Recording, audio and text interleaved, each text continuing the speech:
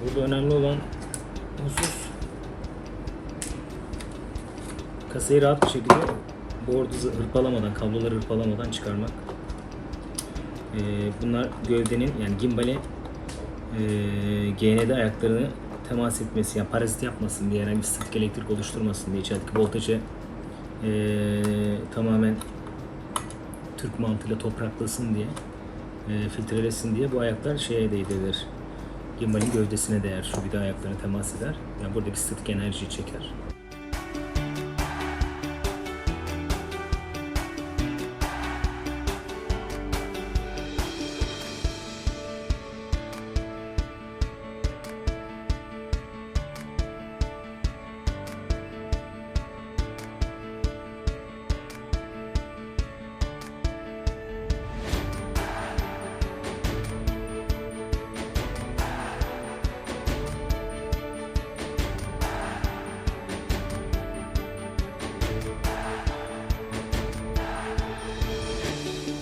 Arkadaşlar, bu Phantom 4 Pro RTK'nın şasisi dediğimiz döküm malzeme.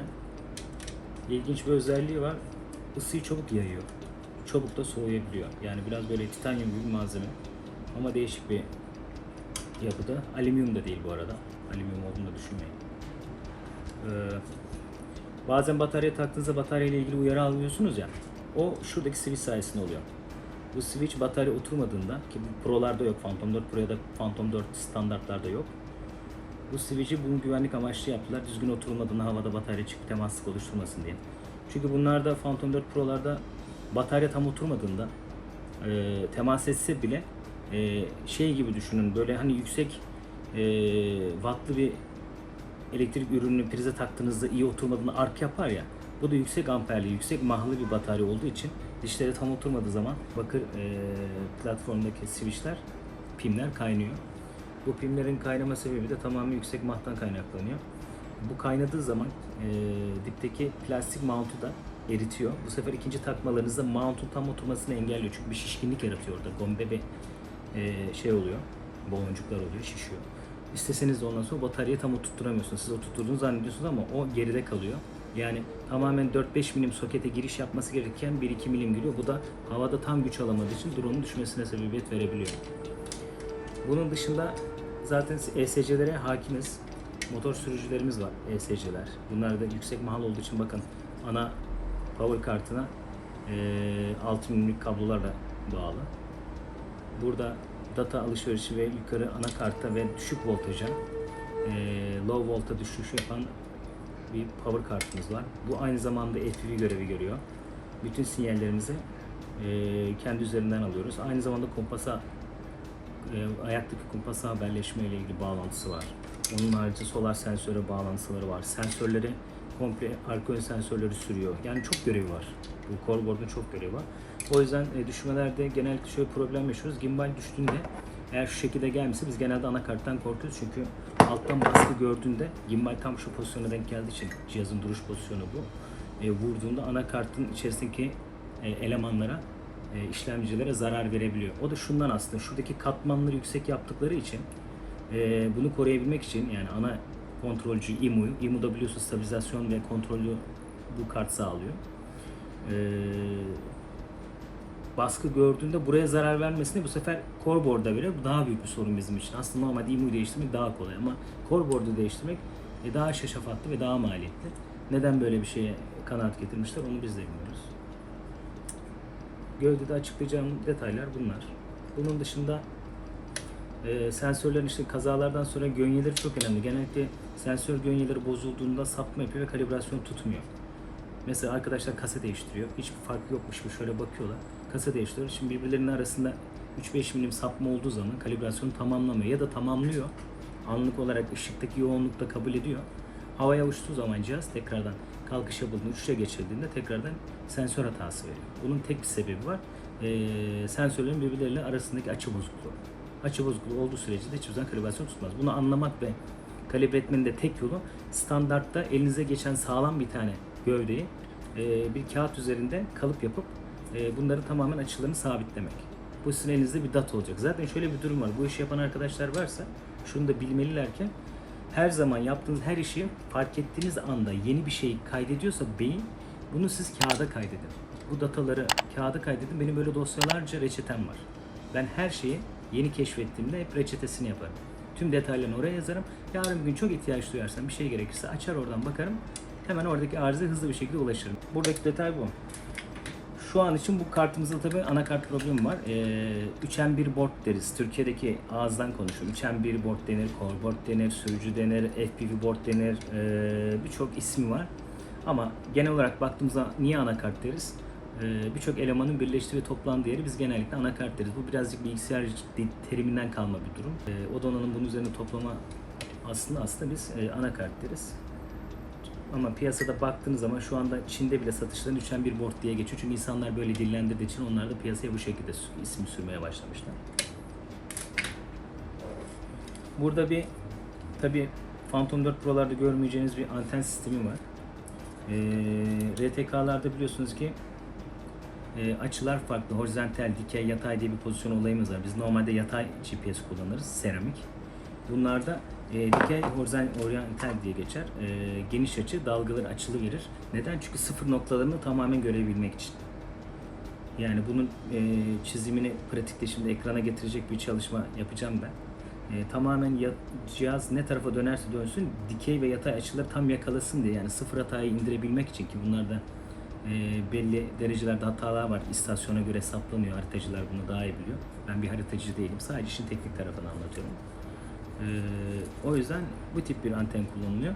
Ama normal seremeye çevrilirse kullanılır mı? Kullanılır. Normal uçuşta kullanılır. Hatta hiç takmasanız bile anteni bir çubukla taksanız 8-10 uydu gördükten sonra cihaz yine kendini havada sabit bırakır. Ama otonom uçuşlarda uydularla ilgili çok hızlı geçişler ve dönüşler olursa, kaçırmalar olursa bu uçuşta sekmelere ve her shutter'da lokasyon hatasına sebebiyet verir. RTK'ların çalışma mantığında biliyorsunuz ki her shutter'ın bir lokasyonu yakalama anı vardır. O da belli bir milisaniye arasında bir fark atar. Bununla ilgili süre uzarsa hata yapar cihaz ve bu hiçbir işe yaramaz bu data. Ondan dolayı kusursuzluğu ancak bu kadar tolere edebilmişler. Tabii yeni nesil makinelerde bu daha da azaldı bu hata. Yani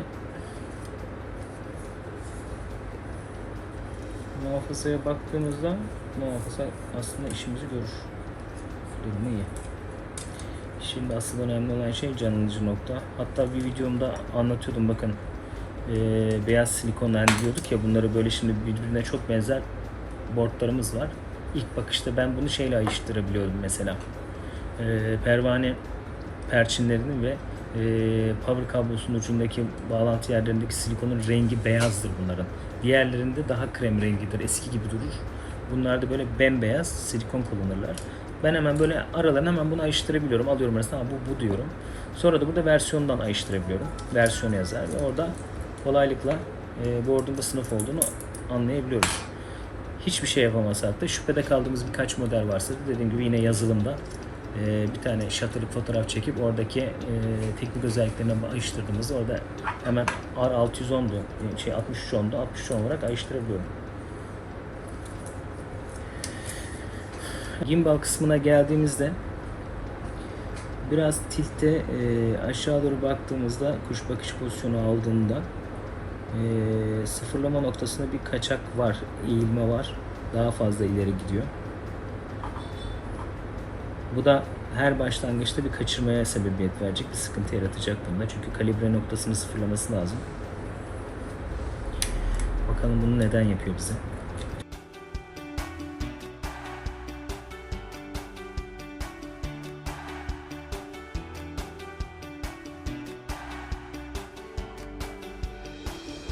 Genellikle gimballer her zaman üstten sökülür, aşağı doğru indir ki flexleri alabilelim üzerinden diye. Bu kopuk olduğu için alttan başlayalım istedim ama yine de sonuçta yan kapağı manuel açmamız gerekiyor. Karta zarar vermememiz lazım.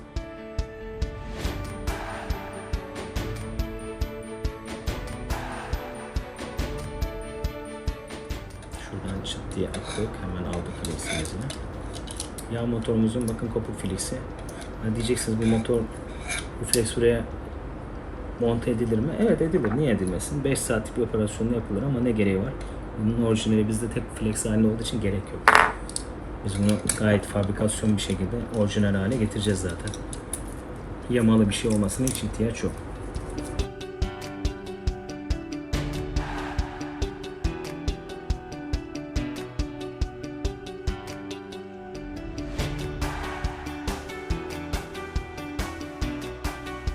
yine neyle karşılaşmış olduk?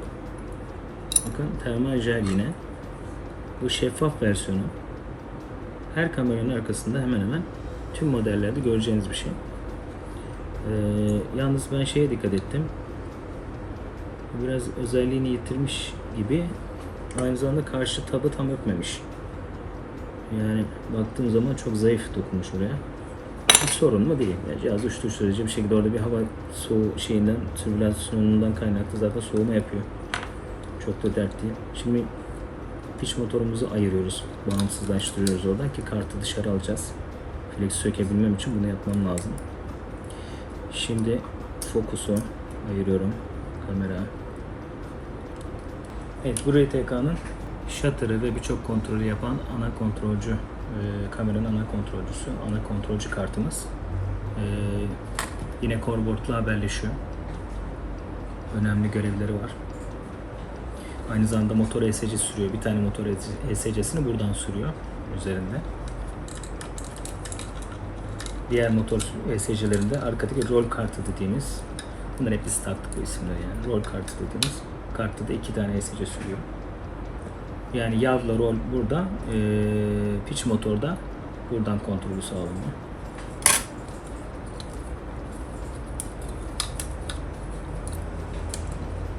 Soketi aldık üzerine. Bu yırtılan fleximiz, yarısı da burada. Evet. Şimdi bir bakalım.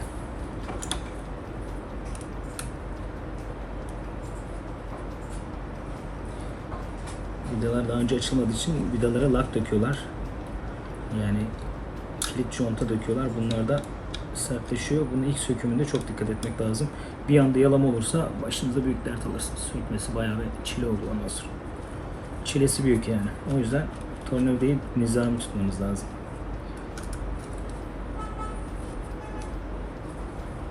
Ve uygun olan bir tornavida kullanılması lazım. Bu da çok. Evet, arda kalan parçalarımız bunlar.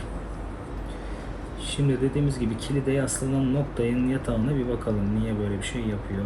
Evet, sıfır noktasında genleşme var. Ezmiş malzemeyi.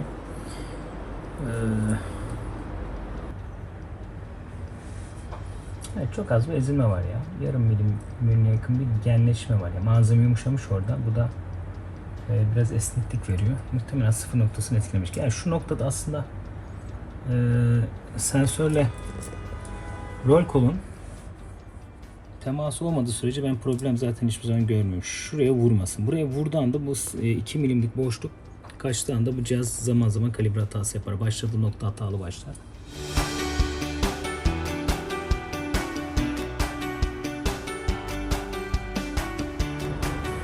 Şimdi yağ motorunu bir yapalım. Hadi bakalım. Yağ motoru ince bir iş. Burada bir gerçek bir işçilik sergileyeceğiz. Hadi bakalım mikroskop. Sökerken işte neye dikkat ediyoruz? Mümkün olduğunca malzemenin sensörü ezilmesin ki kullanabilelim. Ekstra bir de sensörlü olarak çıkış çekiciyle söküyoruz. Gramajı çok iyi. Hassas işlerinde işe yarıyor. Ben seviyorum. Yıllardır da kullanıyorum.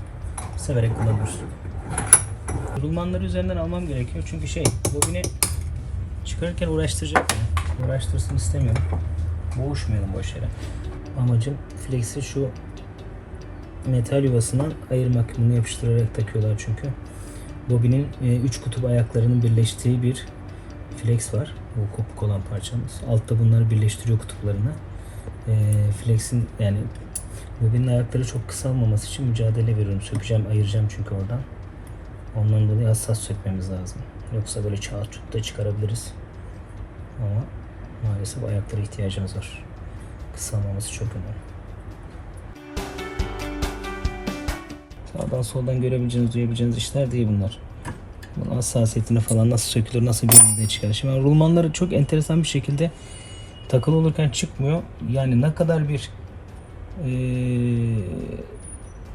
şişme sağlıyor anlayamıyorum. Malzeme de öyle şişecek malzeme değil ama ne zaman rulmanları çıkarsam bu malzeme rahat çıkıyor. Ama rulmanları çıkarmadığımda acayip uğraştırıyor.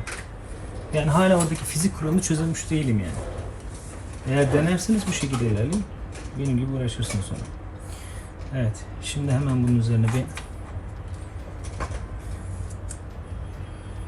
Deneyim yardımcımızı sıkalım.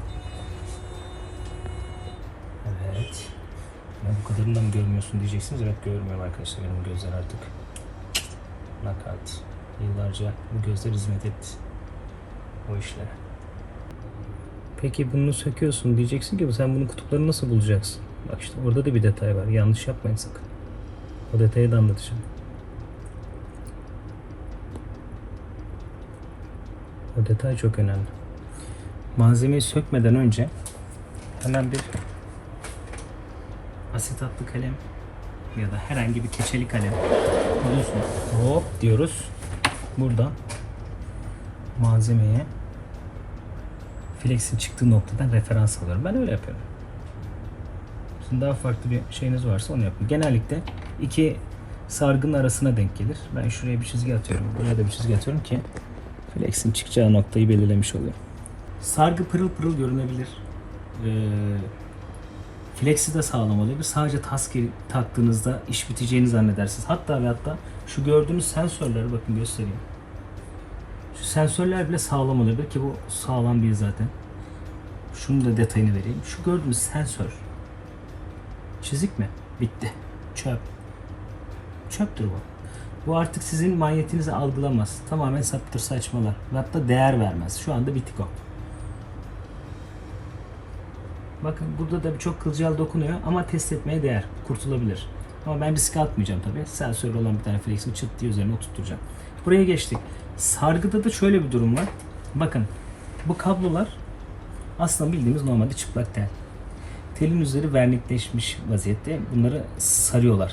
Vernik ne yapıyor? Sarım esnasında hiçbirinin birbirine temas etmemesini sağlıyor. Yani temas ederse ne olur? Direkt kısa devre olur. Bir anlamı yok. Sargı bağımsız olacak ki, yani temas etmeyecek ki oradaki turun orada bir manyetik oluşturabilsin, kutuplaşabilsin. Ne yapıyorlar? Üçer sargı arasında kutuplaştırma oluşturuyorlar. Bunlar da stepler oluşturuyor. Hani 3 faz step mantığı vardır ya motorlarda. Şimdi biz buna baktığımızda şimdi söktük ama randımanla mı? Ben şöyle randımanla bakıyorum. Açıkçası söyleyeyim.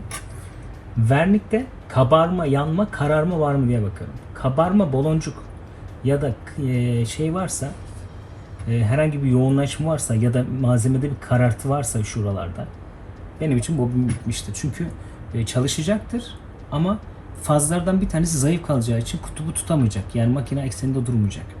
Bu riski göze alamaz. Yani elimde malzeme yok, ben bunu devam edeyim diye deneme şansın yok. Şimdi ben bunu ne yapacağım? Sağlam olduğuna emin olduğum için yeni flex'in üzerine oturtacağım. Fabrika tadında bir yağ motorumuz olacak. Direkimiz.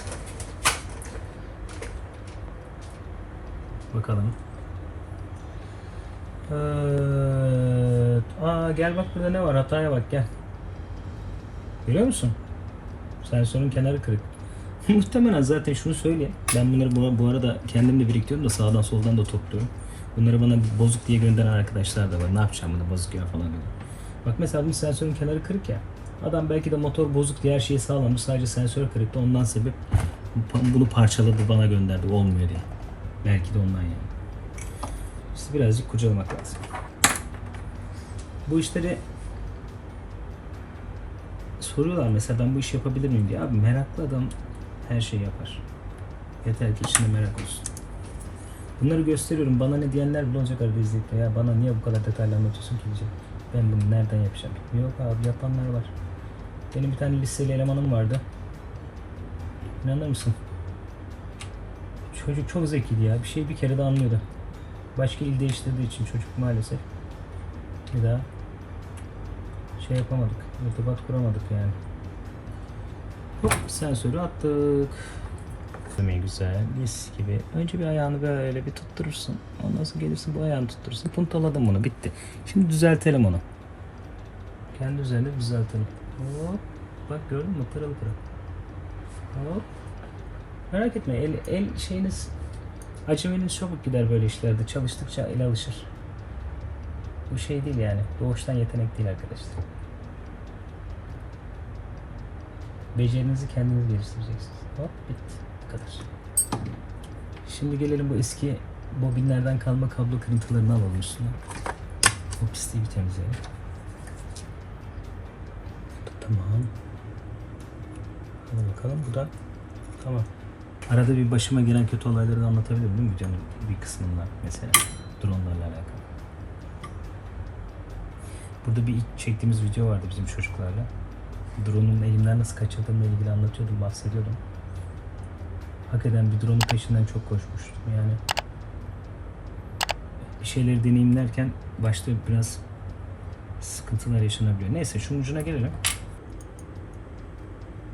Ne yapıyorum? Çünkü o çemberin içine sokacağım ya. Önce uçları bir düzeltiyorum ki şimdi altında kalacak çünkü uğraştıracak bizi.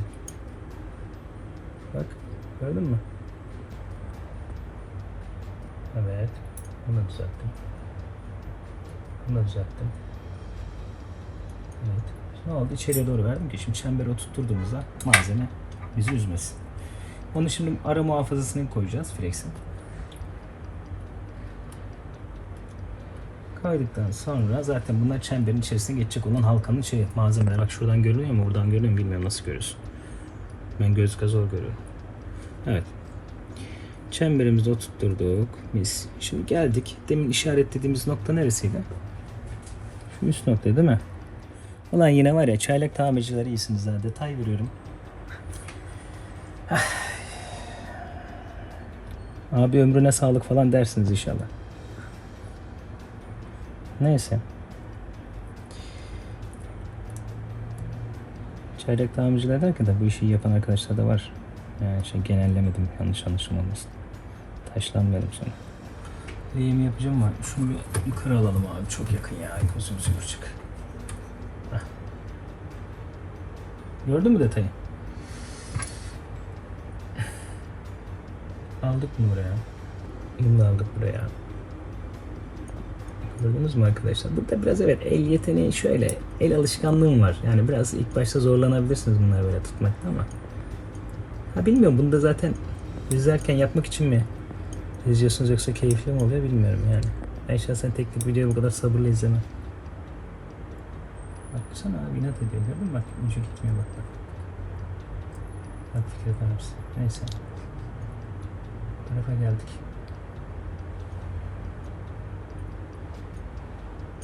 Ulan. Ya da bak ya. Şuradakini ne yaptık? Bu buraya kaçmış. Bunu da aldık buraya. Şimdi olay ne? Hemen onları puntalamak. Bak şimdi. Abimiz ısındı ama ısınmış.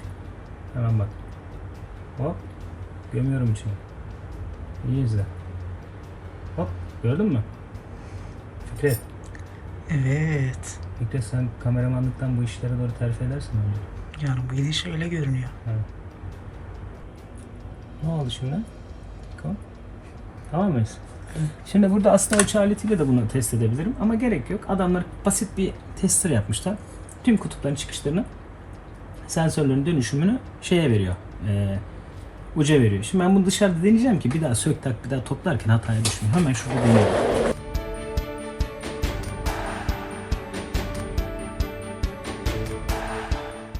Şimdi bunu test ediyoruz.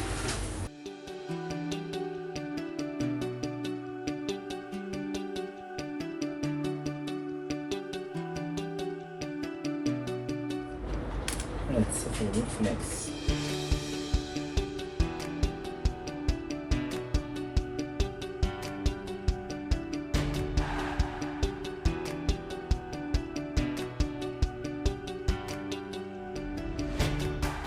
İyi olan malzemeyle şöylemesine baskı yaparak ortasından hop getirdik böyle şuraya. Gördünüz mü? Basit. Hop. Oturdu malzeme. Bunu da gönyeli takmazsanız sararken açı yapar orada. Açı yaparsa içeride gıcır gıcır sürtünme sesleri duyarsınız. Gimbal hareket eden gıcır kuruş falan gibi hareketler yapar. Bu da önemli burada. Şimdi biz bu tarafı burada bir meselemiz kalmadı düşündüğümüz için biz şu tarafı bir toplayalım. Alalım bunu buraya.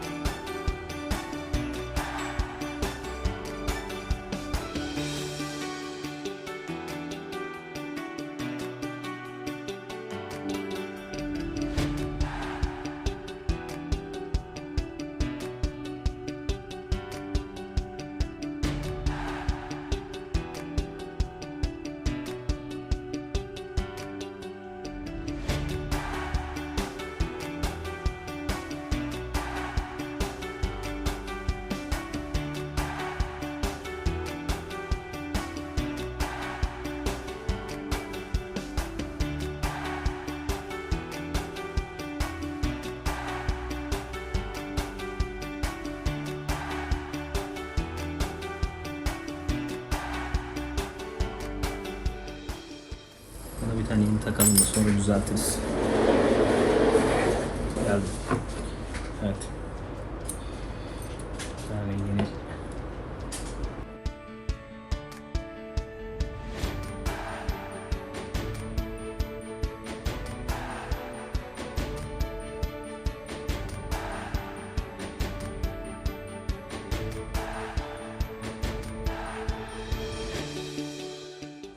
ya cihazın sahibi görse de ne kadar emek veriyoruz bak.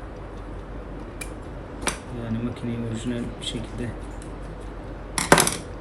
halledebilmek için vallahi emek veriyoruz yani. Yoksa ben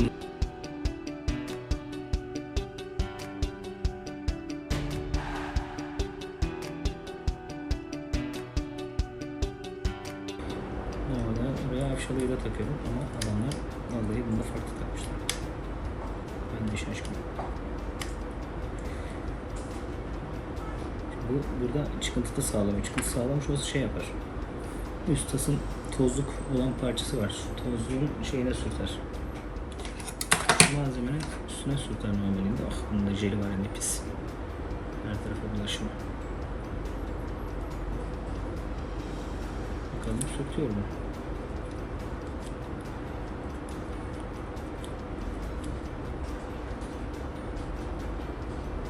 Sürtmüyor. Demek ki ona çevirmiş adam. Aşağıya ulaşmamış. Peki.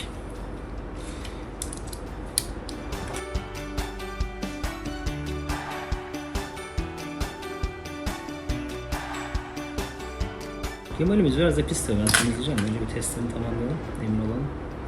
Ondan sonra güzel bir temizlik yaparız.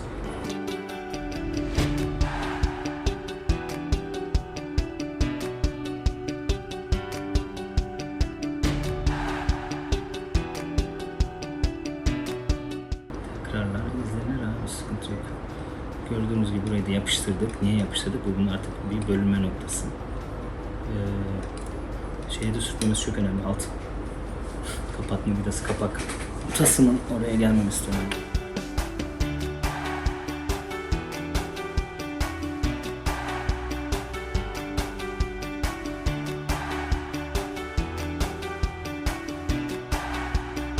Burada böyle öyle bir hassas bir şey var ki mesela o çatalı oturacak, delikler birbirini görecek.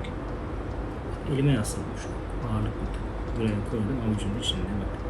Hop malzeme yerinde. Getirdik buraya. Merak etmeyin, 150 tane söküp taktığınız zaman bu alışkanlık hemen oturuyor.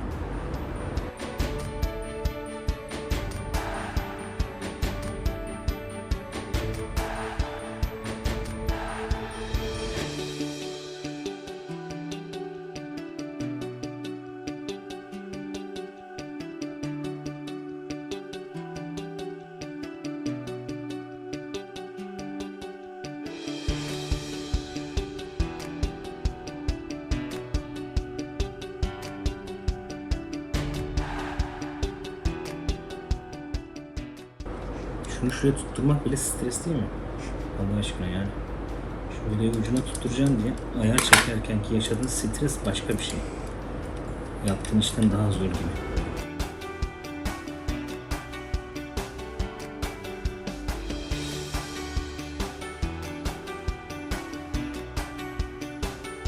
Attığınızda, vidaları attığınızda eğer flex ya da alt flex dirseği malzemesi var kablonun geçtiği. Onu biz flex dirseği diyoruz. Orada bir yomukluk ya da gönyede bozukluk olursa tası taktığınız anda oraya sürtünür. Bu sefer ne olur?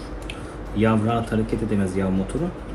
Yağ motoru da hareket edemezse rahat. Şu hareketi yapmazsa, böyle sıkışma kasılma olursa pozisyonunu bulur. Başlangıçta bir kere çakılır her şey.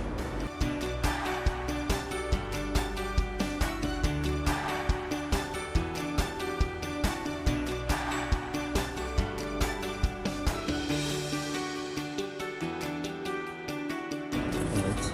Kamera lensi ne kadar kirli ya. Herhalde bu şeyin yapışkanı hep sürekli buralara böyle bulaştı arkadaş. Bu nedir ya? Yapış yapış. Pis bir malzeme ya. Bir de böyle gimbali temizlerken böyle alttan tutup üstü hor diye bir şeyle silmeye çalışırsanız bütün ekseni bozarsınız. Yani makinenin eksenleri arasındaki miller çok ince hassas. Azıcık bir bükülme olursa ondan sonra kasma yapar. O yüzden sileceğiniz parçayı tutacaksınız üzerine. Yani kamerayı tutuyorsanız şu şekilde sileceksiniz. Kamera kısmını sabitleyeceksiniz. Makineyi kasmayacaksınız yani aleti. Kasarsanız sonra bana gelirsiniz.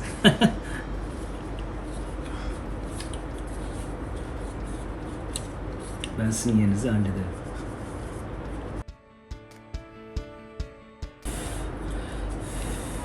Bu arada bu hafifleştirilmiş bir alkol. Yani bunu keskinle kullanırsanız hem ya boyayı kaldırır ya da içerideki malzemelere zarar verir. Flex'e falan da zarar verir.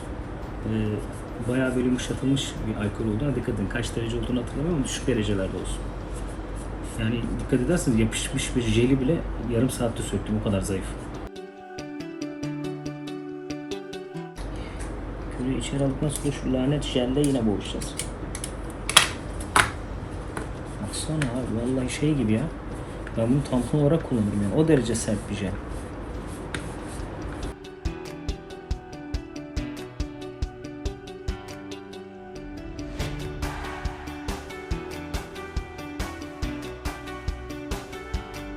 Ne demiştik? Yeni nesil motorlarda, yani bunları çok baz almıyorum ama bunu da baz alacağım. Şöyle bir durum var. Açılışta biliyorsunuz ses manyetik olarak motordan geliyor. Bir nevi speaker görevi görüyor. Ama aynı zamanda bu motorların bir özelliği daha var arkadaşlar. Bunlar aslında bir data yüklenebiliyor. Bir manyetik alan yarattığı için, bir manyetik özelliği olduğu için buna data da atabiliyorlar. Yani bir frekans almak isterlerse, bir şey uygulamak isterlerse yapabiliyorlar. Bunu bu nesilden sonra yaptılar diğer dronlarda. Diğer dronlarda şöyle bir özellik var. Motoru tanımlıyor. Eğer o motorla ilgili bir hata algılarsa cihaz o motoru off duruma getiriyor. Aslında motor sağlam. Ama anlık bir şok yaşadığı için bu motoru risk olarak görüyor. Sen diyor motoru bir daha takma diyor. Sonra bizim piyasadaki bazı tamircilerde saatlerce anakart üzerinde arıza arıyor. Bu şeyi de bu arada tüyoyu da vermem normalde de içimde kalmasın diye veriyorum. Hatta daha detaylarını öğrenmek isteyen arkadaşlar benimle temas kursunlar, daha detaylı anlatabilirim yani. Neyse. Kasayı toplayalım. Şimdi bu gövdemiz.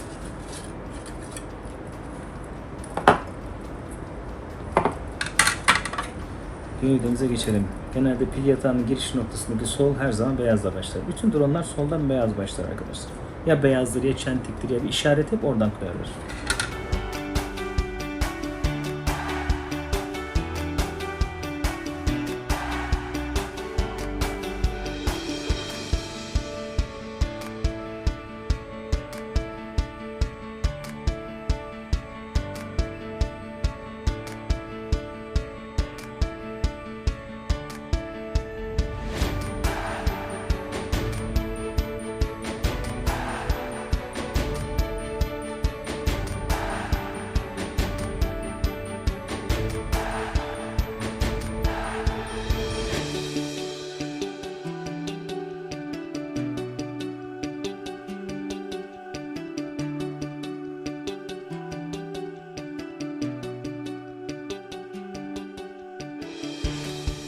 En azından kaplamayı çıkarmamış olmasından dolayı bak tertemiz bir kapak çıktı ortaya.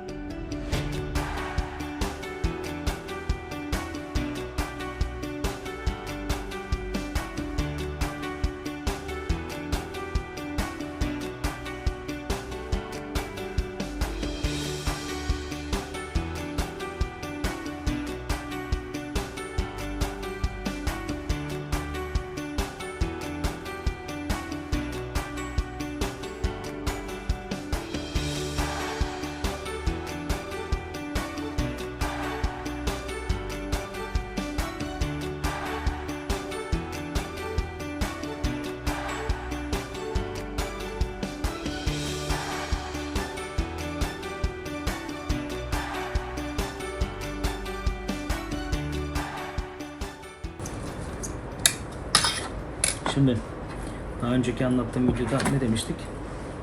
Her zaman soketlerin silikonu ya da her neyse lakı çok önemli diye bak.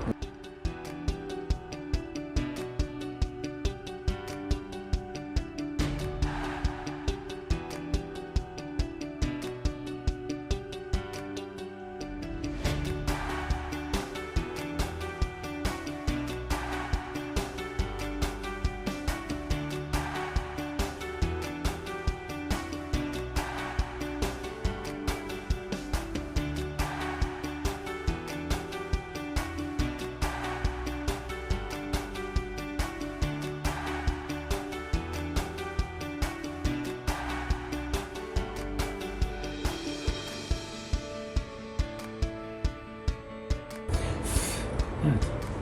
Drone'umuzun üst tamamen donanımın olduğu bölgeyi bitirdik. Şimdi buna bir tane de down shell, yani alt ayaklarının olduğu, landing ayaklarının olduğu shell'i yapalım. Kendi ayaklarını kurtarmaya çalışacağız ki maliyeti düşürelim. Hadi bakalım ne yapalım.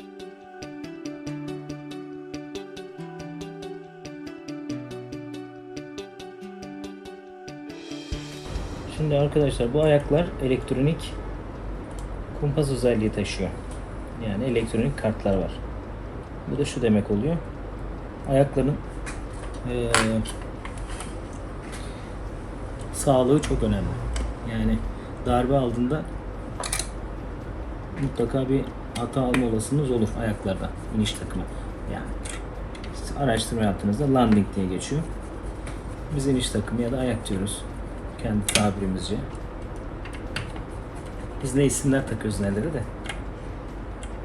Hızlı pratik iletişim kurmanın yolu.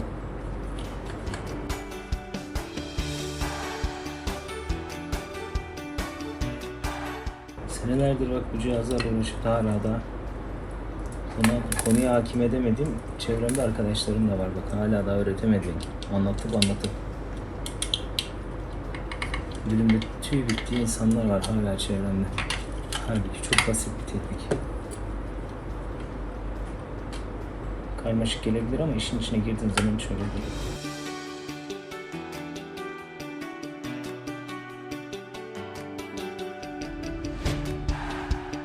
Bak buralarda da mesela silikon koyuyorlar, gördün mü? Adam bak mesela buranın vidasını takarken şuraya ulaşmaya çalışıyor ya, dipteki vidayı. Detayı görebiliyor musunuz bilmiyorum. Şuradan göstereyim. Şuradaki vidaya ulaşmaya çalışırken şu kabloyu geri çekmek zorunda kalıyor. Yani bunu yapmak zorunda zaten. Tabii ki de başka yöntemi yok. Bunu yaparken bak şu soket çıt diye geri gidiyor. Gördün mü şimdi, bak çıt dedi. Şimdi bu soket geri gittiğinde adam bunu fark etmiyor. Sonra kapatıyor, topluyor, bitiriyor cihazı. Sonra cihazı arıyorlar bizi şey diye.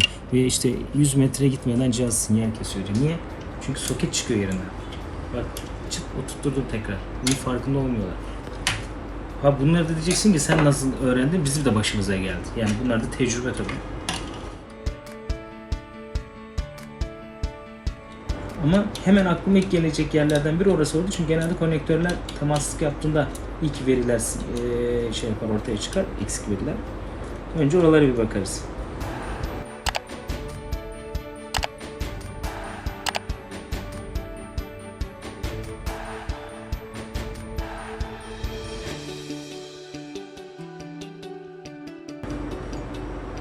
Evet. Kontrollerimizi yine yapalım. Soketlerdeki kontrolleri. Buralar atma yapar. Bunları mutlaka kontrol edilmeli. Olur soket etrafı atma yapabilir. Giriş yerleri atma yapabilir.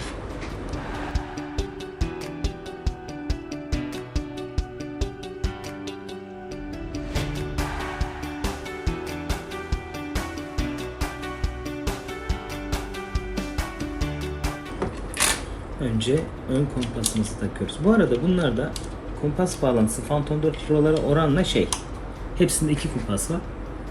Phantom 4 Pro'larda kompaslar ön tarafta iki ayakta var. Yani iki uçta var. Versiyon 2 ve RTK'larda çapraz iki tane var.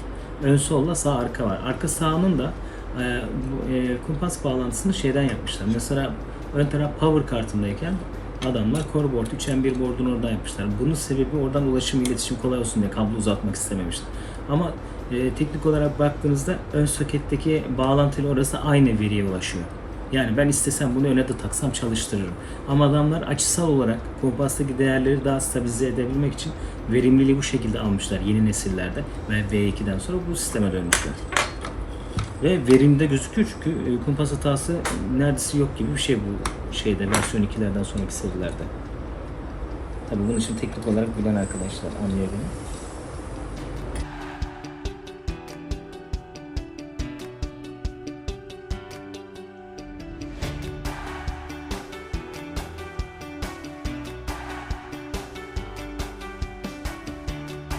Hemen orada kabloyu kıstırır, vidayı bir atarsınız, kompasın kablosu çat diye kopar. Sonra hadi bakalım bir daha sökelim. Yaşadık bunları zaten.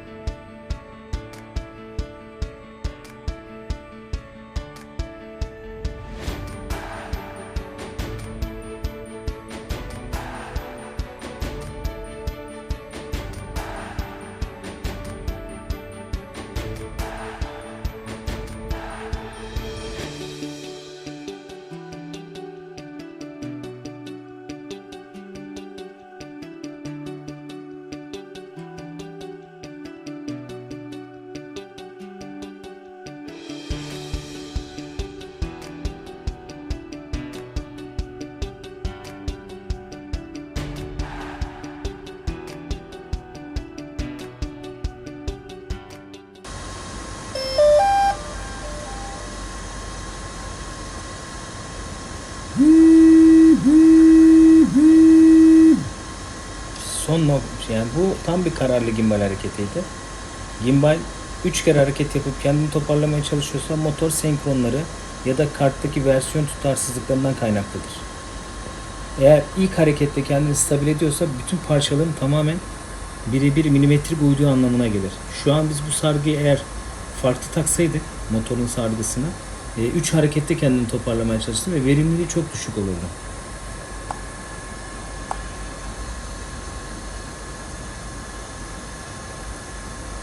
Şuradaki görüntüyü de verelim.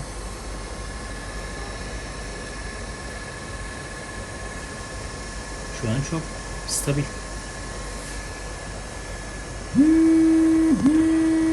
Tek sorunumuz şu anda sensörler. Sensörleri de şimdi bilgisayarda kontrol edeceğiz. Muhtemelen bir daha açmamız gerekebilir. O yüzden cihazın vidalarını toplamıyorum.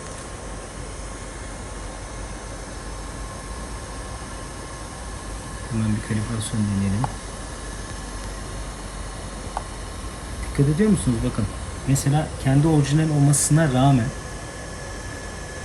yani taktığımız bobini söküp yerine oturtturduğumuzdan dolayı bir tane sensör değiştirdik ya üzerinde. Bu bir sensörün yani yarım milimden daha düşük bir açısı bile olsa mıknatıs tamamen açı olarak yer değiştiriliyor. Yarım milim. Yarım milimden bile bakın şu an açı nerede? Sağa doğru bakıyor. Kalibre ile şimdi bunu düzeltmeye çalışacağız. Olmadı ekstrem bir kalibre yapacağız.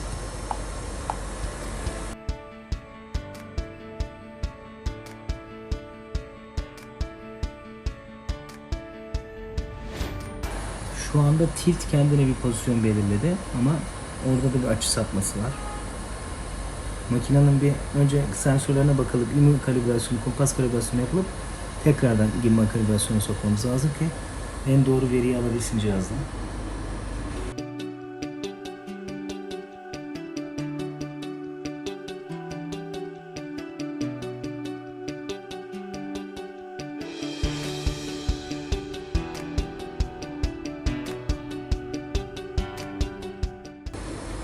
Evet. Bakalım ne kadar doğru buldum. Ondan başlatalım.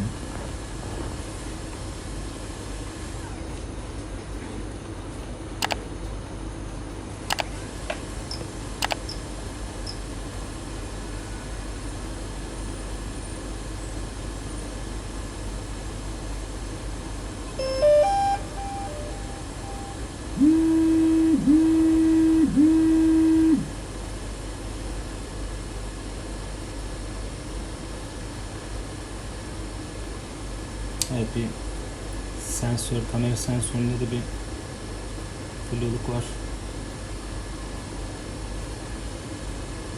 Evet, sapmadılar.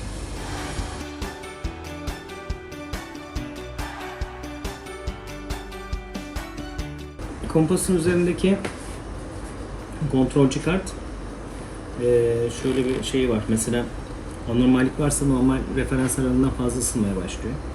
Düzelene kadar. Çünkü bir şeyleri veri hatası olduğu için bir anormallik yaşanıyor. Bu ısınmasına sebebiyet veriyor. Mesela bazen dikkat eder misiniz bilmiyorum, başınıza gelmiştir. Kompas olmuyor diye bir kenara bırakırsınız. 3-5 saat sonra bir daha bakayım dersiniz. Bir anda kompas kalibresi olur.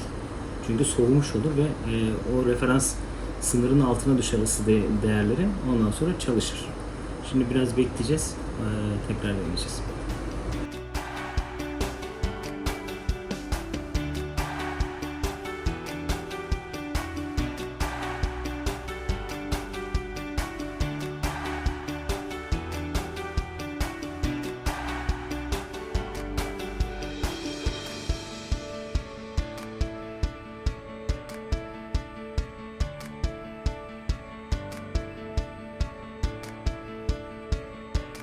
Hazır. Hadi test edelim.